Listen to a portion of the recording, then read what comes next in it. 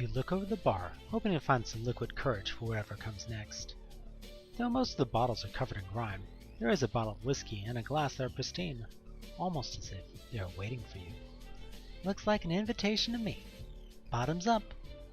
You shiver as the potent beverage races hot down your belly. Everything seems a little brighter already. You hurry down the aisle, determination in your every step as you confront the trio on the dais. Oh, I'm so glad you could join us, Vanessa. James and I have gotten married so many times already. We've never had a priest and a maid of honor before. Just what the hell is going on here? You let my uncle go! Vanessa, surely you put some of it together by now, haven't you? Or are you really that stupid? I'm not stupid. I'm pissed off. Marissa steps closer to you, leaving your uncle lingering there, bleary-eyed in a cage at the altar beside Father Carmichael. All right then. Tell me who I am. You're Silent Hill. So, you haven't killed every one of your brain cells. That's right. This town and I are one. But how? How can a town be a person? Funny, that's just what Father Carmichael wanted to ask me. He's been trying to hunt me down for ages, and you finally led him to me. Since you've both worked so hard to get here, I'll tell you a story. Once upon a time I was free, a being sleeping under the land like a dark reflection. There was no pain, no loneliness, no anger or fear, no consciousness at all. I simply was, and it was good. But then new people came with new ideas. They wanted to shape me, to worship me, to give me form, to make me do their bidding. Marissa steps forward towards you as her image shimmers and changes. Once upon a time, there was a little girl who nobody loved. Everyone hated her, called her names, and beat and bullied her. And finally they burned her up in order to bring their God in this world. But she didn't die, because the God really did go into her. And with the power of the God, she sends part of her soul to be reborn, wishing only for someone to love and care for her. And her wish came true. She had a wonderful, loving daddy far away from this town. But even then, a part of her was still here, and that part laid for years, suffering and suffering with the God inside her. Until one day she called out, and her other half came home, and her daddy came too. And her daddy fought through all her fear and her anger, and all the people who wanted to hurt her, because he loved her so much. And he made her whole. He saved her and took her home, even with a part of me inside her. But I can't leave. I can never leave this place. I am this place. This is hell, and I am hell, and I am in hell. Isn't it a funny story?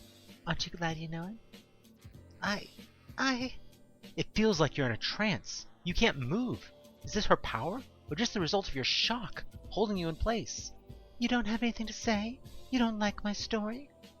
Well, I don't like it either. The people here made me a monster, and I punished them for it again and again. Just like I punish anyone who comes here with darkness in their heart. Because that's who I am. That's all I have. That, and watching the people of town who are so happy, going on their vacations, at the amusement park, at the hotel, by the lake. Even now, I can see them. All their happiness, their love, things I could never have.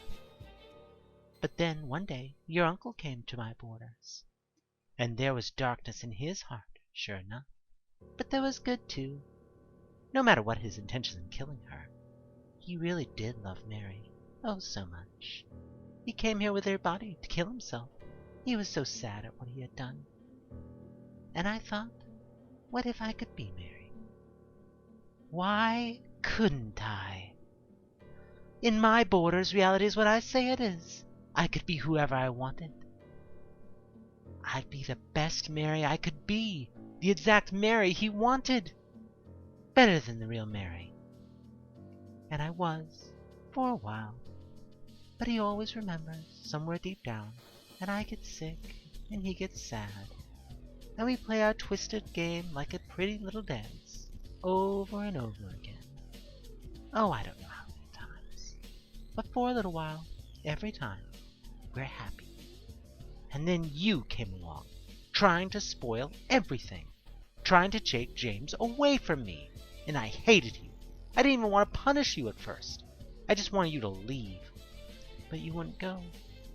Of course I wouldn't go. I had to get my uncle. Of course. That's when I realized you and I are so very much alike. Marissa puts her hand on your warm cheek. It's almost uncanny when you think about it. I guess you're not wrong. We're both hurting. We both love James. Why don't you stay here with us? Do you really have anything to go back to? Anything you care about out in the world? I didn't think so. I know you, Vanessa. I can see your desires and your fears. Stay here with me, Vanessa. We could be friends. We could even have a double wedding. The cage is full. Carmichael, who looks dazed, stays where he is.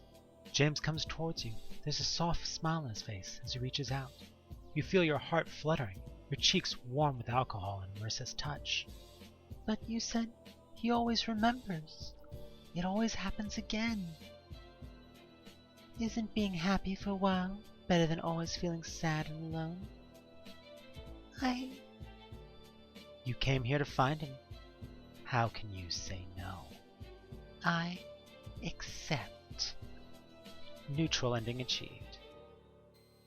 Thanks for playing.